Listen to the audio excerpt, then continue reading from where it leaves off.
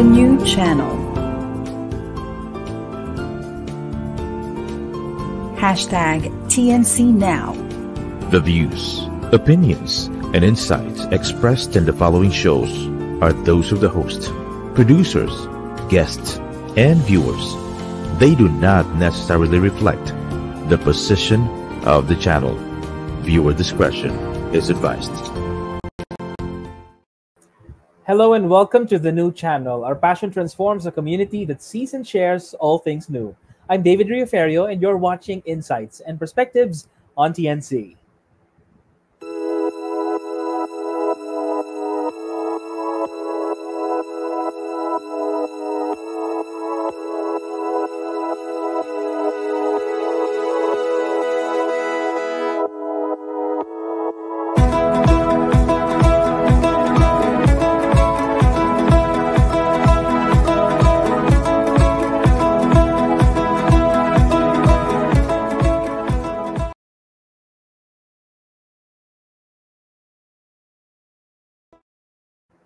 Hello everyone, welcome to episode 3 of our show, Insights and Perspectives. Alam niyo po itong season ng palabas na ito, dinededicate natin sa World Vision Development Foundation, especially dun sa mga bata na kanilang inaalagaan dito po sa buong Pilipinas. Nag-partner ang TNC, the new channel, at ang World Vision to further promote itong Girls Can campaign at iba pang mga advokasya para sa mga bata, pamilya at communities. Mapalad po tayo, kasama natin ang Communications Manager ng World Vision as our co-host, Lay Kimayo.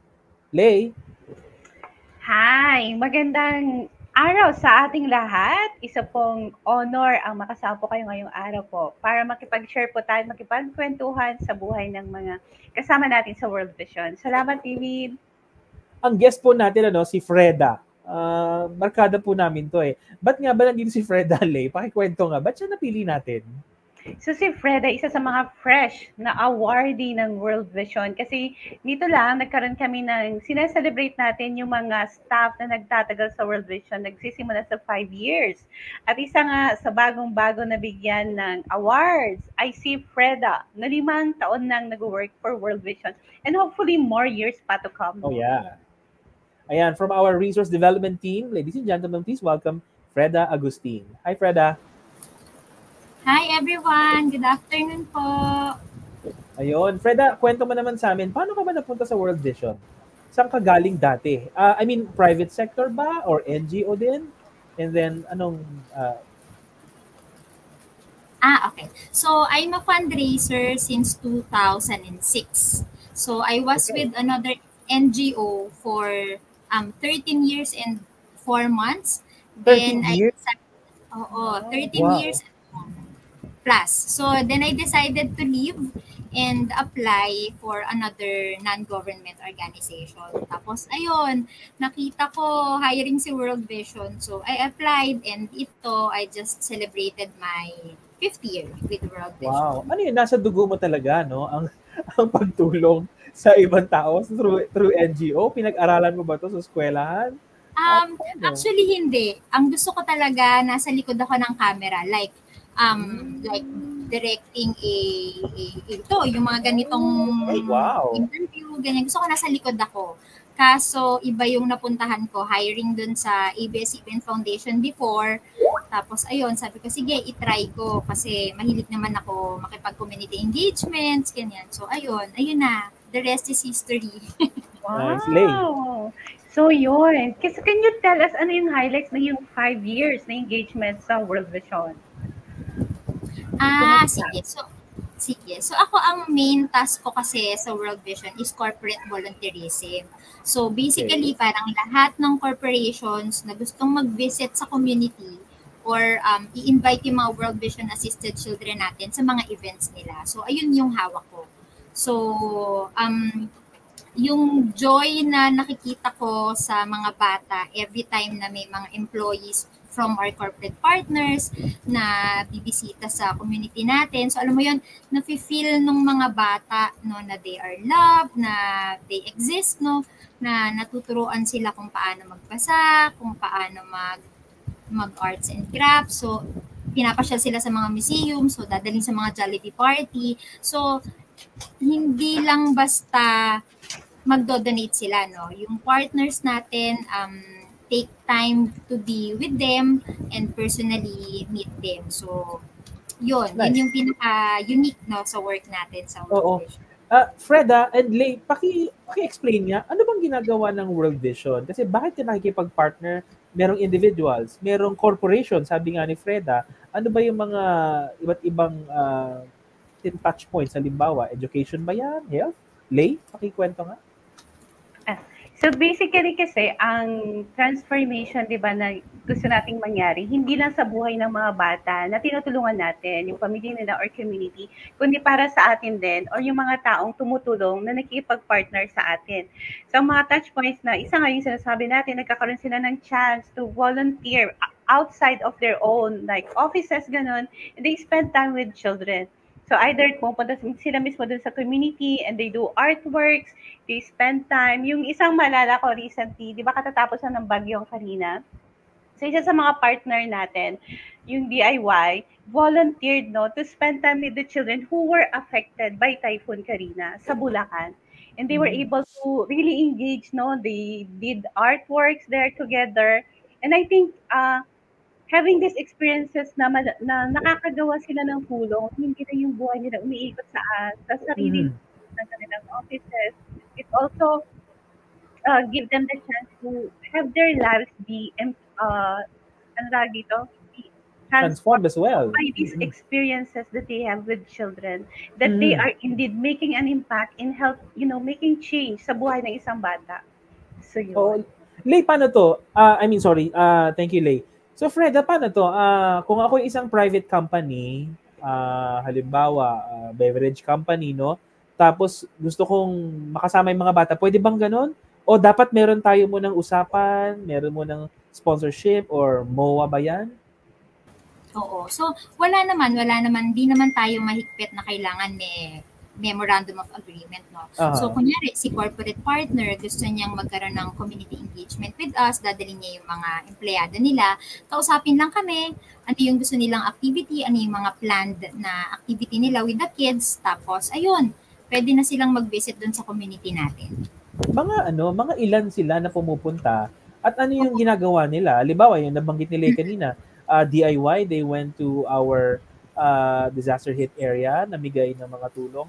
Ikaw ba, sa iba't ibang mga experiences mo, ano yung mga hindi mo malilimutan na, dami nila? O di kaya ang galing ng ginawa nila?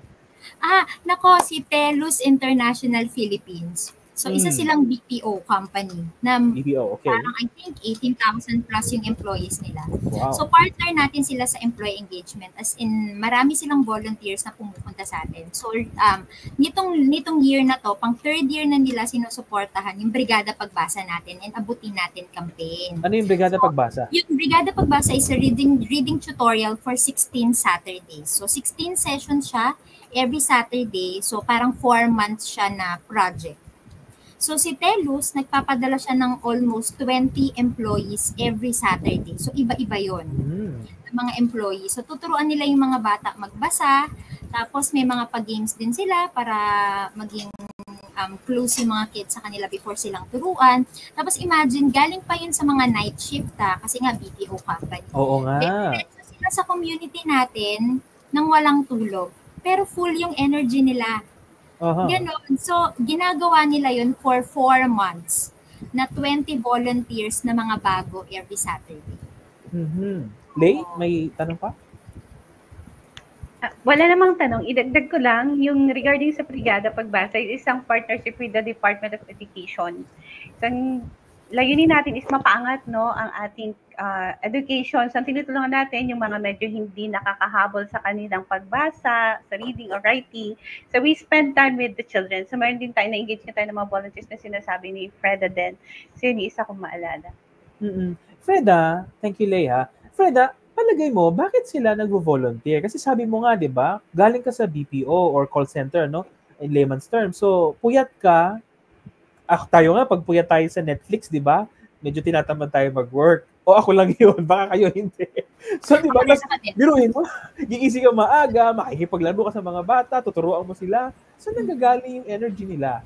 Ano ba yun? Talaga bang innate na sa HR nila halimbawa? Sa values ng kumpanya na partner natin? Oo. Ang maganda kasi kay Telus, meron sila talagang team na nag-handle ng CSR nila. CSR. So, Ano yung CSR? Corporate Social Responsibility. So, may team talaga sila na nag-handle nun. So, pinupush talaga nila na yung mga employees nila magkaroon ng engagement outside their work. So, syempre, di ba, nakaka-urat naman. Araw-araw ka tumatanggap ng call. So, parang pang-debrief din ng mga empleyado nila.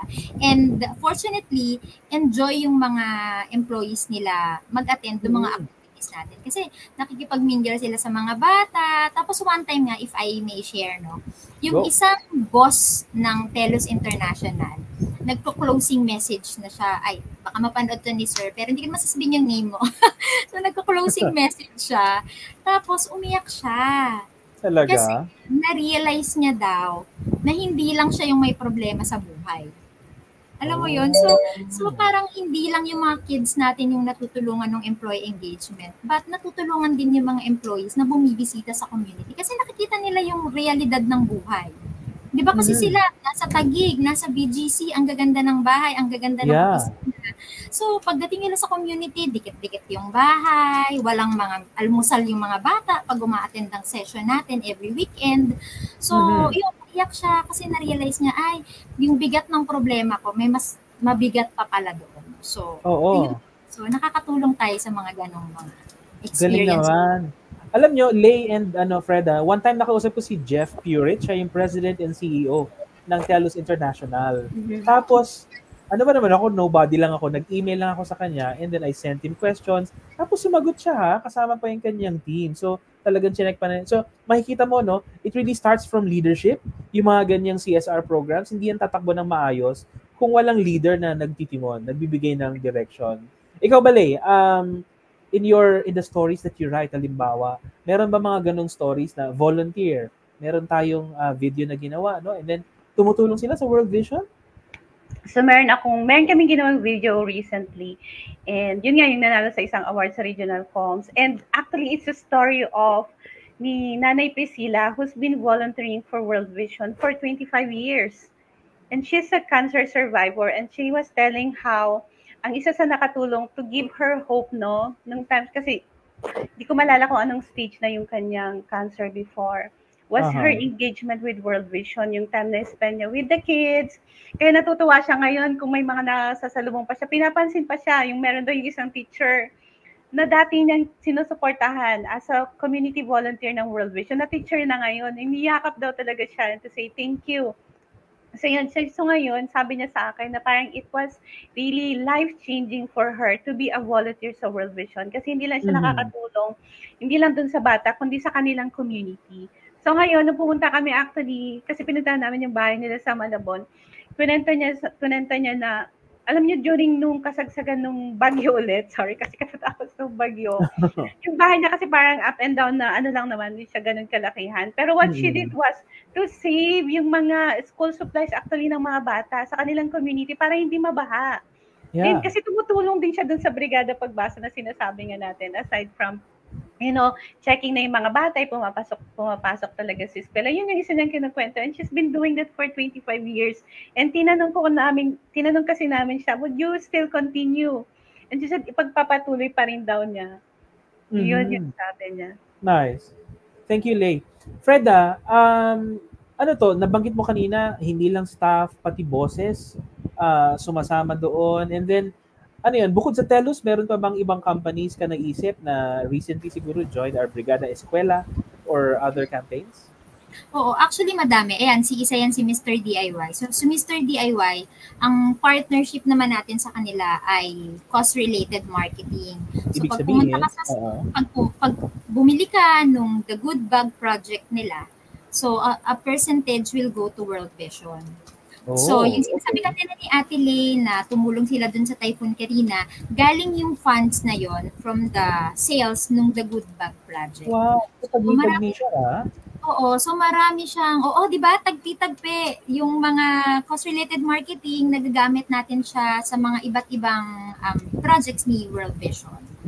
Marami tayong mga corporate partners na tumutulong. Ayan, si Capital. So, si Capital, meron tayong cost-related marketing ulit sa kanila this December. So, ito yung mga t-shirt na nakikita nyo sa stores nila. So, yun, portion naman of that sales will go to World Vision. Ano tong t-shirt na to? Bale, sila ang nag-provide, nagtahi? Tapos paano mangyayari doon? Oo, design nila. So, design nila, tatahiin nila, ibibenta nila sa stores nila, online and sa store nila sa mga malls. Tapos, ayun, magdadonate sila sa atin after nung duration ng campaign. I'd like to get your insights, no, Lay, sa mga nakakausap mo sa community, and Freda dun sa corporate partners natin. Ang sabi kasi nila sa World Vision, ano, kapag tumulong ka dun sa mga kabataan, hindi lang sila yung nababago ang buhay, kundi pati mismo yung giver, tayo halimbawa. Ganun ba yun? Nararamdaman nyo ba yun na, oo nga, no, pati ako, when I do my job in World Vision, or when I help other people help our children, merong pagbabago directly or indirectly. Freda, siguro man, and then sila.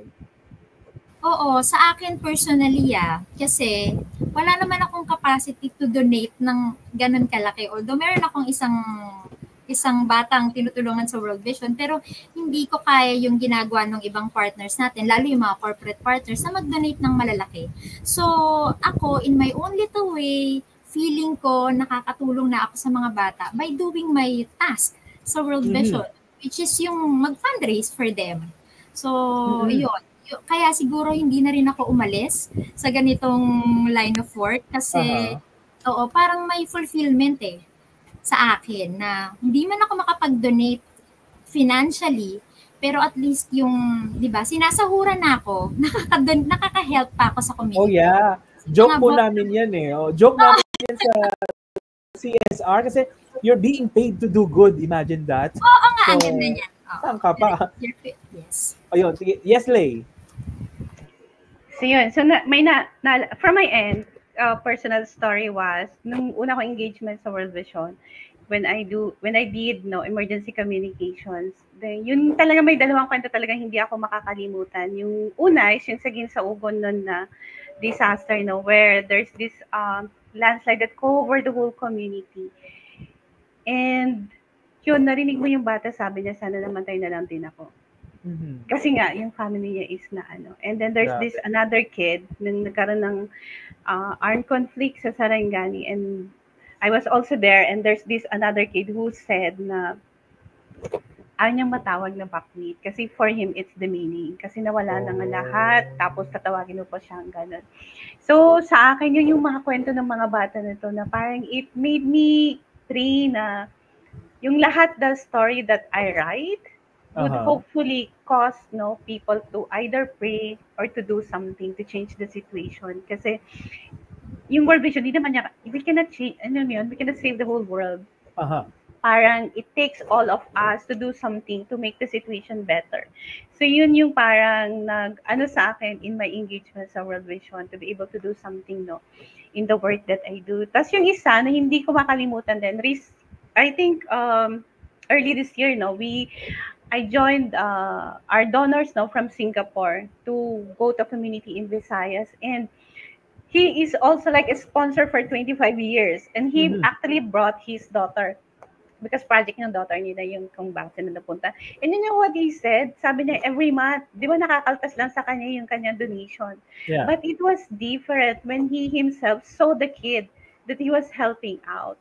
Tapos yung nakita niya yung mga pagbabago, tsaka yung mga ginawang mga activities sa community, kasi meron yung nagkaroon ng mga birthday bounce back, so celebrate yung mga birthdays ng mga bata dun sa community. Yung isa kasi is, pinuntahan namin yung isang livelihood na ginagawa ng mga, actually they're all women, and they're having this fish pan. So sila yung, alam mo yun, kasi mga tilapia yung nasa fish pan. Sila mismo yung kumukuha ng fish pan, tapos binebenta nila, aside from yung kinakain, inuulam, they also sell yung extra. Tapos yung isa din doon, it's a group, we have this like community savings group also, that we work with in the community as part din ng livelihood. And what happened was, aside from they were able to save, for their own consumption, they were able like to establish a small business. Yung isa is they sell yung rice sa community, tas yung isa naman na ginawa is yung medicines. So imagine these changes, na nakita ng isang sponsor for 25 years. So sabi niya sa akin, iba talaga pala yung pagbabago kung meron kang personal na interaction dun sa taong tinutulungan mo. So I think that also makes a difference. Yeah. Freda, ano yun? Ganun din ba yung na-experience mo when you deal with our partners? Halimbawa, meron ba silang mga message na, ay, pwede pala yun. Ay, thank you ha, sinama mo ako dito. Meron ka bang mga natatandaan na sinabi sa'yo, may message sa'yo ng partner natin? Oo, so marami tayong mga ganyan na na experiences dun sa mga corporate partners natin. Lalo yung mga akala nila kailangan ng ganito kalaking donation para makatulong. Nagugulat sila na yung simpleng, yung ganitong amount lang pala makaka-help na ng ganitong kabigat na project. So akala nila kailangan mong mag-donate ng malaki. Hindi, maraming ways with World Vision na pwede tayong maging partner, pwede kang makatulong sa community in your own little way. Paano ba yun, Freda? Halimbawa, the fund is pooled and then pinapatakbo yung education or health and nutrition program sa isang area program. Paki-explain niya kung paano tumatakbo. Since nasa corporate partnerships team ako and I'm handling specifically yung volunteers engagement, so, nakikipag-partner tayo especially sa HR team ng isang company or sa CSR. Okay. Yes, sa HR o sa CSR team. Kung sino man yung nag-handle ng employee engagement din dun sa company nila. So, makikiko-coordinate sila sa atin kasi gusto nila na yung mga employees nila nakikita din nung mga empleyado ano ba yung dinodonate ng company namin sa World Vision. So, in their own eyes, nakikita nila na, ito pala yung grant na binigay namin. Ito pala yung mga community na natutulungan ng corporate donation na yon. So, so pwede silang mag-coordinate sa atin. Good. Lay, meron ka bang additional question? Yun. So, di ba parang 5 years na, tapos hindi ka pa rin, what I call this? Nag-give up kasi nisip ko din yung isa nag-13 years ka. Kung may mga times ba na nahihirapan ka, ano yung pinangahawakan mo para ipagpatuloy pa rin yung work na ginagawa mo para sa mga bata? Ayan. So kahapon, galing kami dun sa team meeting namin. No? So kahapon, nagpaplano na kami for FY25. So bumalik na naman sa akin na si Lord ang bahala. Merong mga proposals na madedecline. May mga donors na hindi magpo-push through after sending so many updates sa proposal natin. Pero yun nga, God will provide kung makakatulong yun sa mga anak niya. And it will happen. If hindi, merong other companies na dadalhin siya sa'yo. Parang ang saya-saya nyo, Freda, no? Oo, sa PSP. Oo. Ay, mga tao ni Freda lumalabas na. Lay, alam mo ba na si Freda, bukod sa pagiging superwoman dito sa NGO world, isa rin siyang ano bang tawag diyan? Superstar? Or isa siyang queen actually. Sorry. Kasi meron tayong partnership with Binibining Pilipinas. So, she's one of the winners. Ikwento mo nga sa amin, bakit niyo naman nakuha itong mga Binibining Pilipinas at paano ka nakoronahan? So ito si Binibining Pilipinas, very, very grateful si World Vision na tayo yung napili nilang charity doon sa 60th anniversary ng Binibining Pilipinas Charities. So, nag-donate sila ng 1 million sa atin. Oh, wow. So, yung mga Binibining Pilipinas candidates pa yun yung 40 pa na candidates nila. Pumunta sa natin. So, gumawa sila ng bracelets with our children, gumawa sila ng mga cards para doon sa sponsor ng mga bata. Tapos ngayon, since nakoronahan na yung 4, so, queens na. Yung mga queens na yung lagi nating kasama. So, recently lang, nagbrigada eskwela sila sa atin. So, nagpintura sila ng mga walls sa isang school natin, Sa Manila. Naka-corona sila? Naka-sash lang. Naka-sash lang. Ayan, naka-sash sila. Tapos, di ba recently, nagkaroon kayo ng Girls Can campaign with them. So, nandun din sila. Ongoing pa. Yeah, right. Ayan. So, ayun, inaantay natin. So, meron tayong pipeline, with them. May mga activities tayo na gagawin with the 4 queens, yung 4 na nanalo. Nice. I think yung isa, si Miss Globe. Nasa... Meron siyang ongoing competition niya ngayon. Yes, I think nasa Albania siya. So, Albania. Sana manalo para pagbalik niya, meron tayong another queen, Sige. Oo, sa mga nanonood, nakikinig, I think Binibining Pilipinas, punta kayo sa Facebook nila, meron ng call for votes eh. So please, vote for our queens. Paano ba yun, Freda? So when you walk, dapat naka-back yung shoulders mo, ganyan, and then front yung chin, ganun ba? Wow, ako talaga yung tinanong. Wala akong alam doon. Ay, hindi nyo napag-usapan yon o like over last, ganyan. Hindi, nagpintura lang kami ng mga rooms. Okay. Paano ka nagpipintura pag ganyan? Pa left and right lang ang pintura mo. Sorry. Yes, Lay. May tanong ako, di ba yung engaged donors and volunteers, no? And gusto ko lang, so ano ngayon ang ginagawa ng World Vision dun sa mga natatanggap natin? Ano yung mga programs na maalala mo na ginagawa natin? So marami tayong mga programs, no? Meron tayong for education, meron for health and nutrition. So siguro ang ibigay kong example, nag-create tayo ng virtual run for children na microsite.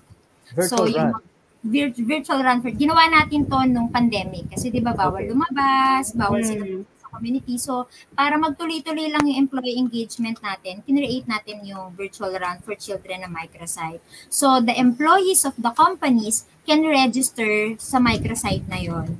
So may registration fee siya, tapos yung part ng proceeds ng registration fee nila will go to the construction of a hand washing facility. So ganun yung mga pinupuntahan ng mga donations nila. So mag-run ka sa amin, yung proceeds nun ipupool natin, magko-construct tayo ng isang hand washing facility sa isang partner school ni World Vision. Gaano Lay, tanong ko lang si Freda, no? Gaano ka-importante na dapat yung organization ay mayroong integrity na pwede mong pagkatiwalaan ng pera mo halimbawa? Oo, napaka-importante yan kasi paano ka magbibigay sa taong hindi mo alam saan napunta yung pera mo. Kaya important sa atin yung donors report, donors update, kasi dapat pag nagbigay sila, hindi babay na, nakuha na namin. So, hindi yun pwede. Kailangan every single cent na binibigay nila, naka-report yan. Saan napunta, anong ginawa, and para magkaroon ng transparency, meron tayong mga formal turnover, we invite yung mga leaders nila or mga some of their employees to visit yung mismong project para nakikita talaga nila saan napunta yung direction nila. Lay, di ba meron din tayong, experience na ganyan? Halimbawa, isang government agency wanting to write stories, about halimbawa solid waste management in Cotabato. So they're also requesting that. Yeah. So that's yun sana sasabihin ko. And one of the things that we do to ensure na mayroon talaga kaming ginagawa is the stories, the photos and videos that we produce. And we also have like, for example, yung Koika project natin sa Mindanao. What is Koika? It's the Korean government who's helping us through their funding, and they're funding this maternal child newborn project in in Visayas. And actually nagkaroon tayo ng recent na visit from the ministry themselves to see kung ano yung ginagawa natin sa communities. And so far ang maganda naman po yung feedback nila, and that's one thing that we do. We also actually meron din tayong mga visitors, for example sa ating mga donors na from other countries. They also visit. Like yung sinasabi mo kanina, yung sa EU, funded na project natin sa Mindanao. So they also come and visit. And really see na, ito po yung mga pagbabago na nangyayari sa ating mga communities. Ito yung mga kwento ng pagbabago, hindi na sa buhay ng mga bata, kundi sa kanilang pamilya at sa community mismo. Nice.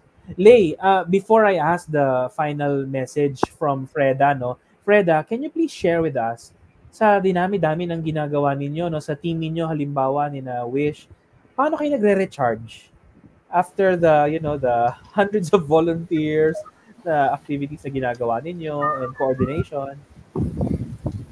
Ayan. So sa amin, ang importante talaga masaya kayo sa team. Pag masaya kayo sa team, parang hindi kayo napapagod. Mapapagod man, pero konting sabay-sabay lang na lunch together, babalik ulit yung energy nyo. And babalik kami dun sa, di ba, nagde-devotion tayo. So, marirecharge ka na naman kasi mariremind ka na naman na huwag kang mag-alala, God will provide. So, yan ang motto namin sa PSP. Very good. Yes, your final message, please, to our audience. Ayan, so sa mga corporate partners natin na gustong makipartner with World Vision, pwede po kayong mag-email, mag-message sa ating mga social media pages. Marami po tayong ways on how you can help our most vulnerable children dito sa Pilipinas. So message lang po kayo sa atin. We can work on the projects na gusto niyong gawin with our beneficiaries. Yun. Thank you so much, Freda. Lay, ano bang mga pwede nating mapulot na aral dito sa kwentuhan natin? Yun. Pero bago ko sabihin yun, so ano ko lang ulit kung ano yung meaning ng KOICA, no? So, Korean International Cooperation Agency. Very good. Yes. So, sa akin yung, anong tawag dito, babalikan ko lang yung sinabi ni Freda, no, na we refresh ourselves by spending time with God. And I think yun yung pinaka-importante kasi ang World Vision is a Christian organization. And we do all these things, no? We serve children, their families, communities, for them to thrive, no?